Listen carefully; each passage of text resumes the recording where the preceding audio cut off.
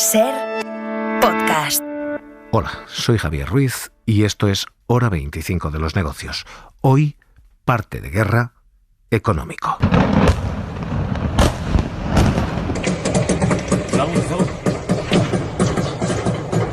El conflicto en Israel con Hamás escala. Y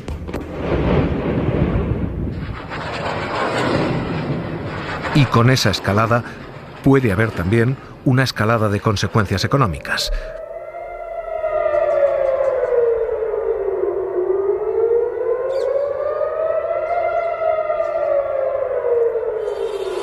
Estados Unidos ha advertido en un foro nada inocente ante el Fondo Monetario y ante el Banco Mundial, es decir, ante la comunidad económica internacional, que las sanciones contra Irán, si Irán ha participado en el ataque a Israel, esas sanciones están sobre la mesa. Estados Unidos amenaza con escalar este conflicto desde lo local hasta lo regional. De momento, los mercados se habían calmado. Sobre todo el petróleo se había calmado. Subió un 5% el primer día. Bajó después un 1,93%, casi un 2%. Y el barril americano había bajado un 2,5%. Parecía volver la calma a los mercados. Pero esta advertencia puede cambiar las cosas. Ahora mismo, sobre el mapa estratégico hay 3 posibilidades de guerra. Y esas 3 posibilidades tienen 3 consecuencias económicas muy diferentes. La primera es una guerra localizada en Gaza. Una guerra solo entre Israel y Hamás. Ese, hasta ahora, era el conflicto que había relajado los mercados. Y este era el conflicto con el que parece estar jugando Israel, diciendo que va a terminar una guerra que no ha empezado. Israel is at war. We didn't want this war. It was forced upon us in the most brutal and savage way. But though Israel didn't start this war, Israel will finish it. Es lo que ha dicho Netanyahu y ahora mismo es el escenario central. Una guerra localizada solo en Gaza, solo en aquella franja, y que de momento tendría un impacto muy menor en precios de crudo y en precios de gas. De nuevo, y como decimos siempre, es un drama humanitario de primera magnitud, pero no un drama económico. El escenario de guerra 2 es que esto no sea un conflicto local, sino que esto se expanda a conflicto regional. Es decir, que Irán sea partícipe e Irán sea sometido a sanciones. Y lo que creíamos que era un escenario de no escalada parece estar escalando. Hoy Estados Unidos advierte a Irán: todo está sobre la mesa. Janet Yellen, quien fue gobernadora de la Fed, secretaria del Tesoro en la actualidad, ha sido así de clara. I wouldn't take anything off the table in terms of future possible actions, but I certainly don't want to get ahead of where we are on that. No adelantaría nada, pero nada está fuera de la mesa. Las opciones de sanciones están sobre la mesa. ¿Por qué Estados Unidos amenaza con sanciones a Irán? Porque si en estos ataques, con 4.200 misiles en algunos días, hay apoyo logístico de Irán,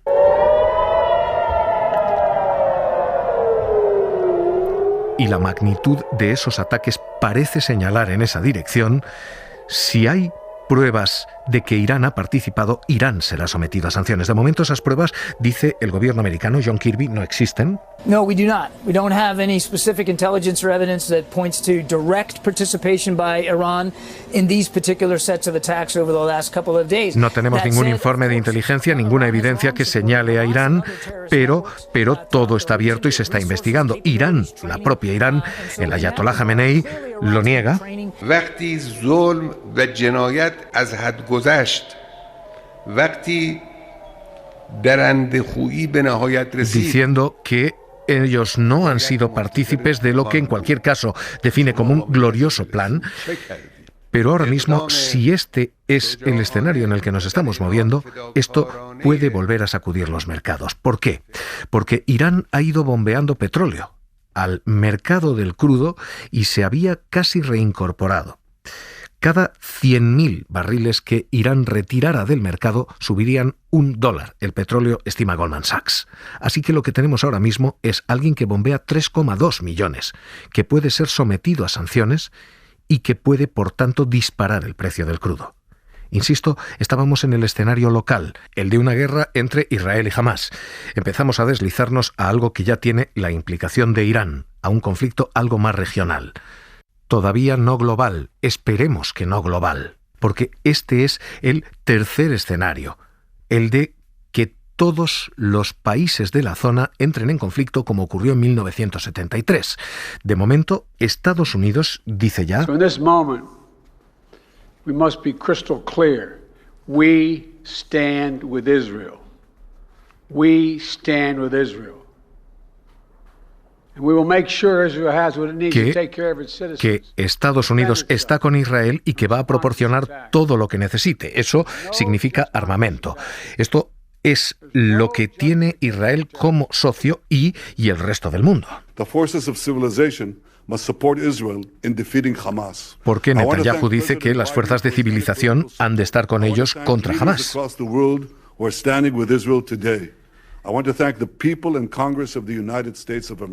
Este conflicto amenaza con desbordarse a un nivel global, como pasó en 1973, la guerra del Yom Kippur. Entonces, con Israel recibiendo apoyo aéreo de Estados Unidos, desembocó en una respuesta del mundo árabe entero.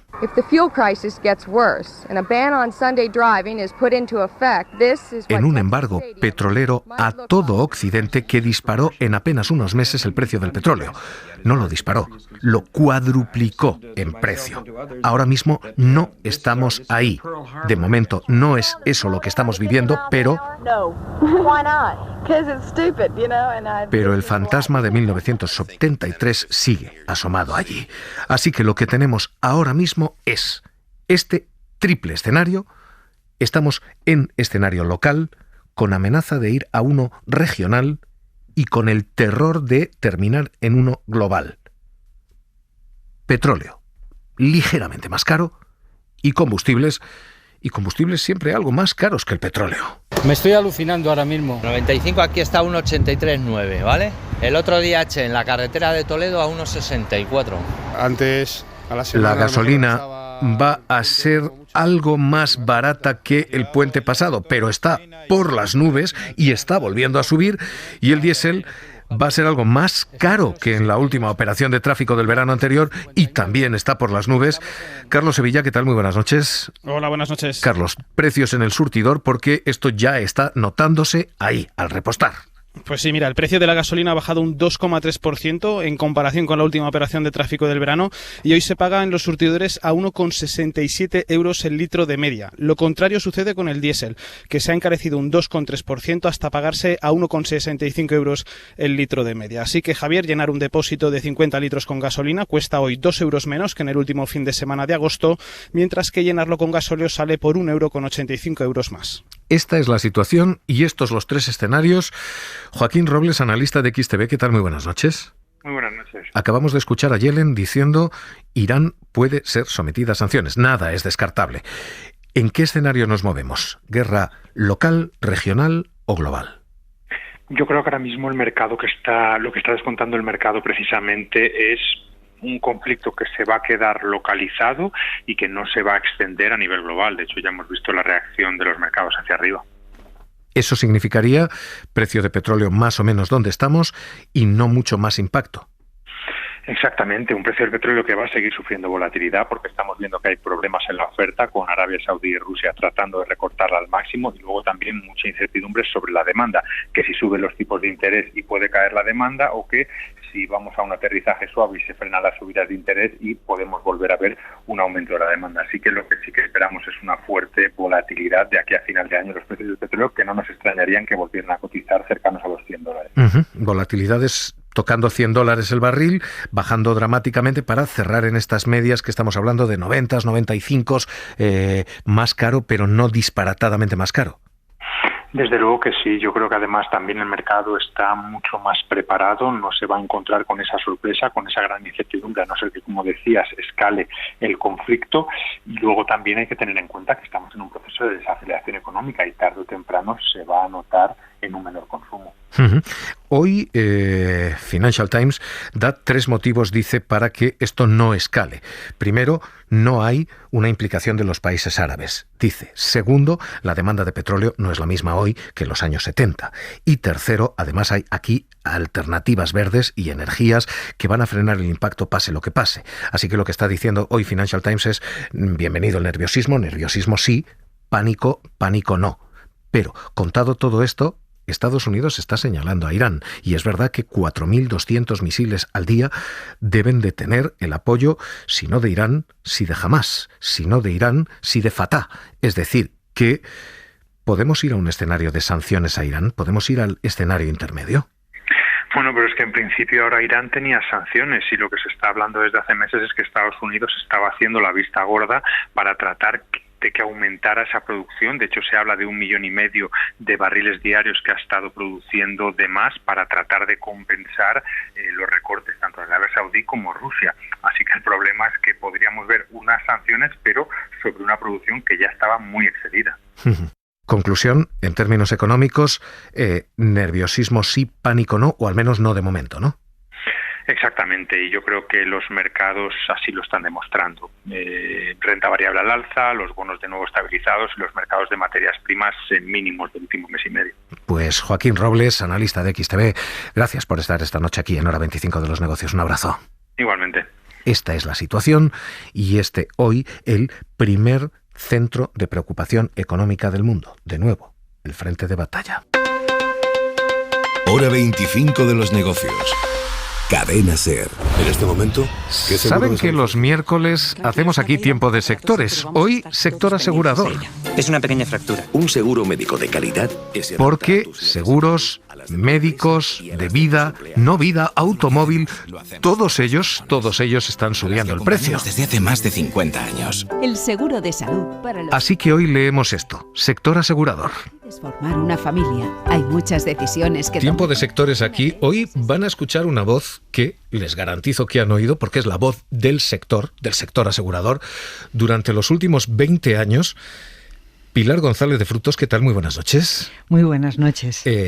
Usted lo ha sido durante 20 años. Acaba de dejar un ESPA, acaba de dejar la patronal del seguro. Así que hoy viene con la ventaja de no tener ataduras, de no representarlo, pero con la experiencia de conocerlo bien a fondo. Así que bienvenida a que le aprieten. Muchísimas gracias. Bienvenida a que le aprieten, porque cuando uno no tiene ataduras las preguntas son más complicadas. Muchas gracias por la invitación. Déjeme que le pregunte lo primero. ¿Están las aseguradoras apretando demasiado? Las primas se han disparado hasta niveles, en algunos casos suben a 56%. ¿Están apretando las aseguradoras a sus clientes demasiado? Bueno, todo depende de la base de la que se parta. Efectivamente, un 56%, dicho así, es una cantidad respetable, pero los precios del riesgo se van ajustando y hay momentos, ocasiones, en las que la competencia ha llevado a una bajada progresiva del precio de ese riesgo en concreto, y cuando se produce una senda justo contraria, estos impactos se hacen bastante evidentes. Casi nunca, como consumidores, casi nunca notamos cuando nos bajan, y en cambio percibimos muy claramente cuando nos suben. Hay un sector en concreto, que es el sector de salud, que ha subido un 7,5. Son casi 3.000 millones lo que factura ya. ¿Las aseguradoras están ganando, disfrutando la privatización sanitaria? No, yo creo que no es una cuestión de privatización. Se trata de que la calidad del servicio que una aseguradora está ofertando está siendo bien valorada por los consumidores, por los ciudadanos, y por eso la compran. La cobertura sanitaria como un complemento en el paquete de retribución en el mundo de las empresas es cada vez más valorada. Y esto hace que efectivamente ese crecimiento siga de una forma bastante exponencial. Sin duda alguna, el hecho de haber pasado por una pandemia también nos ha hecho a todos bastante más sensibles a la preocupación por una correcta asistencia sanitaria en el momento en que notemos algún problema mínimo de salud. Yo creo que estos tres factores combinados son los que justifican ese incremento en primas y sobre todo también en el número de asegurados, que cada vez es mayor. Esto es, viendo el balance, lo que ingresan las aseguradoras y lo que cobran.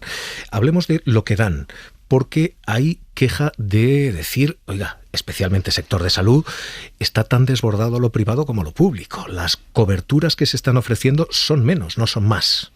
Es verdad que ese es un problema al que las aseguradoras tendrán que dar una cierta solución, una cierta salida.